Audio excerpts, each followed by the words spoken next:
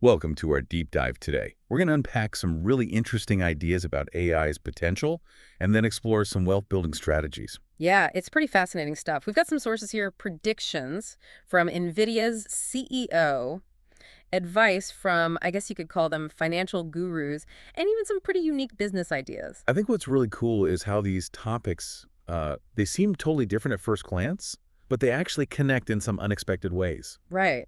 I'm excited to dive in. Me too. Yeah. Let's start with the whole AI revolution thing. NVIDIA's CEO, Jensen Huang, he's saying that AI is going to completely change the gaming world. Big claims. Big claims, Yeah. yeah. He's talking about things like lower costs for creating games, gameplay that's more engaging, and visuals that are just going to be mind-blowing, and all thanks to AI. He's definitely onto something there. AI can handle a lot of the heavy lifting when it comes to design and simulation. And that's not just huge for gaming, but for tons of other industries too. Yeah, that makes sense. It's becoming such a crucial tool across the board. And you know, it's interesting. One of our sources on building wealth even suggested like a business idea based on this. AI consulting for attorneys. Whoa, really? Yeah.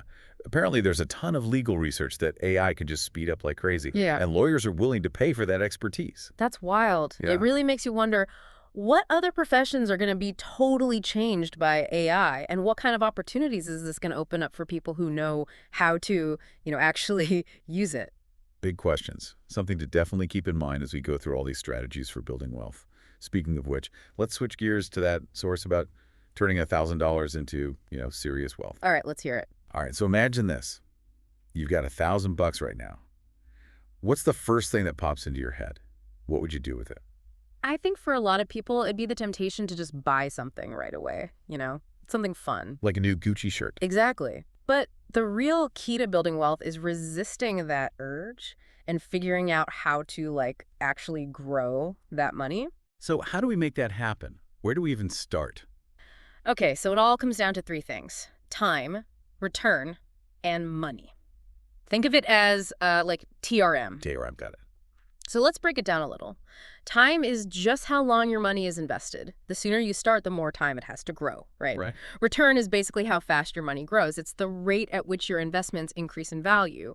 And money is, well, obviously the amount you invest. The more you put in, the bigger the potential for growth. Makes sense. Uh, But how do those three things all work together?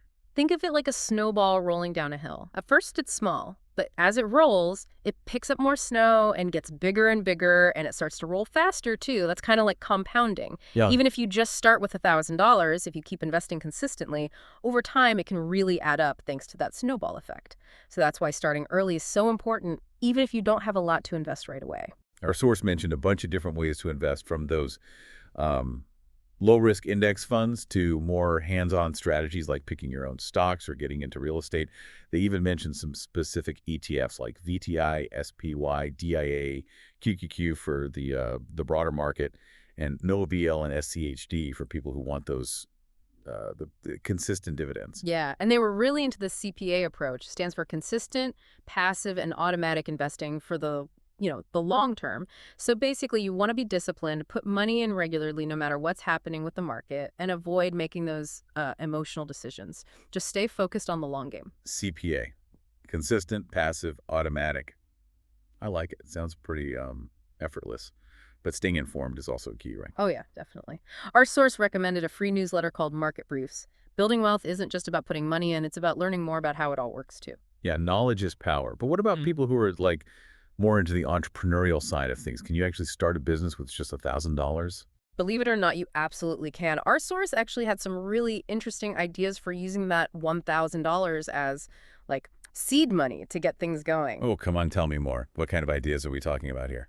Well, one idea was becoming an Instagram lead generator for realtors, or offering AI consulting for attorneys, which, we just talked about how that's a growing field.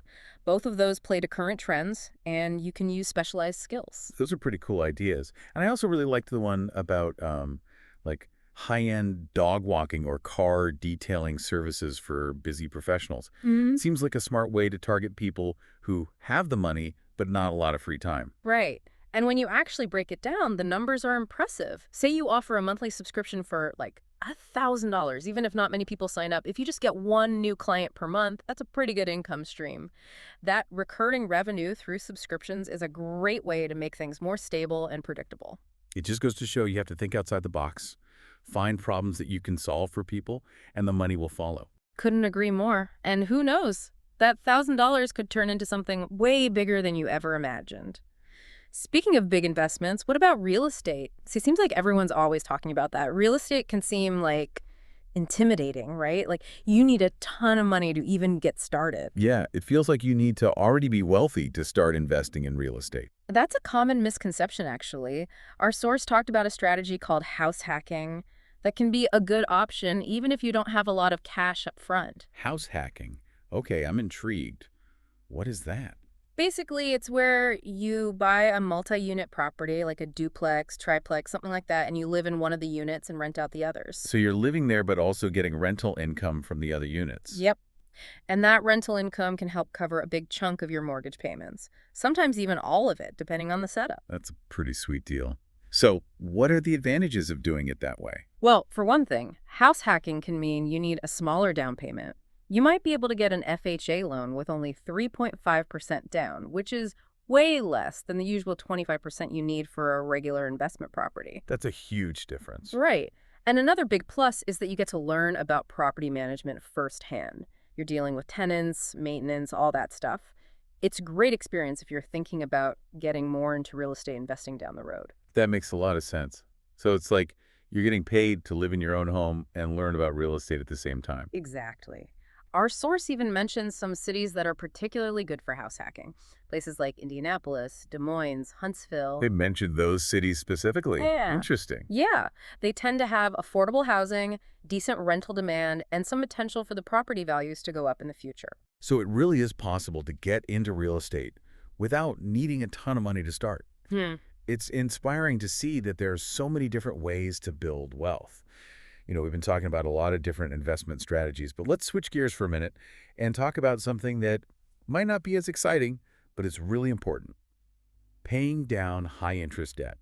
You're telling me it might not sound as glamorous as investing in stocks or real estate, but paying down that high interest debt can be a game changer for your finances. Yeah, I've heard that before, but I've never really understood why it's so important. Okay, think of it this way. When you use your money to pay off debt, especially those high interest credit cards, you're basically guaranteeing yourself a return that's equal to the interest rate you're avoiding. So let me get this straight.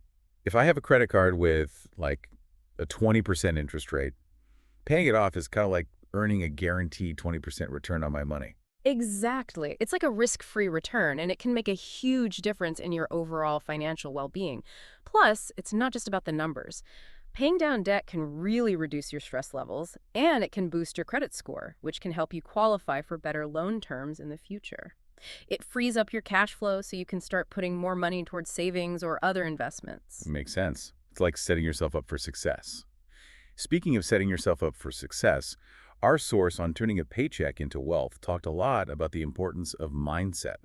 They mentioned this concept of pre-climbing, which is basically getting your mind in the right place for success. Oh, mindset is huge. Before you can really make progress with building wealth, you have to believe that it's actually possible for you.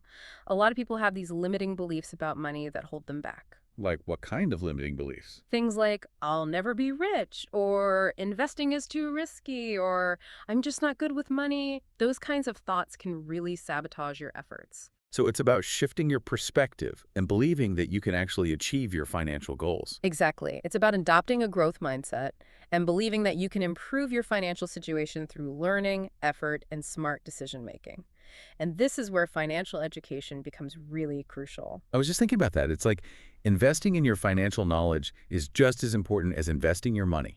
Couldn't agree more. Read books, watch videos, subscribe to resources like that Market Briefs newsletter we talked about earlier. It's all about empowering yourself with knowledge so you can make those informed choices. Knowledge is power, for sure. And I imagine that surrounding yourself with the right people can make a big difference too. Absolutely. Having a network of supportive friends, family members, or even professional advisors can provide so much guidance and encouragement along the way. Building wealth is rarely a solo journey. Having that support system can make all the difference. Wow, we've covered so much ground in this deep dive. It's incredible how many different paths there are to building wealth. It is. And what's really exciting is that you don't have to start with a ton of money. It's more about taking those first steps, even if they seem small. Yeah, and making informed decisions along the way. Like, remember that question we asked earlier, what would you do with $1,000 right now? Hopefully this conversation is giving you some new ideas beyond that Gucci shirt. Definitely. Building lasting wealth isn't about getting rich quickly. It's more about making smart choices and being consistent over time. Right, it's about choosing the path that works best for you, whether that's diving into AI, exploring traditional investments, or something else entirely. The key is to just start taking action. Exactly. And remember, those small steps, when you do them consistently, can lead to big results down the road. That's the whole idea of compounding working in your favor. Compounding is a pretty amazing thing. It's like you don't have to be a financial expert to make your money grow. It's about making those smart choices and being patient. Exactly. It's about shifting your focus from spending to investing, from wanting things right away to building long-term prosperity. Okay, so as we wrap up this deep dive, I want to leave you with one final thought. What's one step you can take today to start building your own path to financial freedom? Hmm. Is it finally creating that budget? Or setting up automatic savings? Or maybe it's diving deeper and researching different investment options? Or even brainstorming that business idea that you've been putting off? Whatever it is, take that step. Don't let fear or doubt get in the way. You've got this. You've got the power to create your own financial future. And hey, remember to resist those impulse buys. Your future self will definitely thank you for it. That's great advice.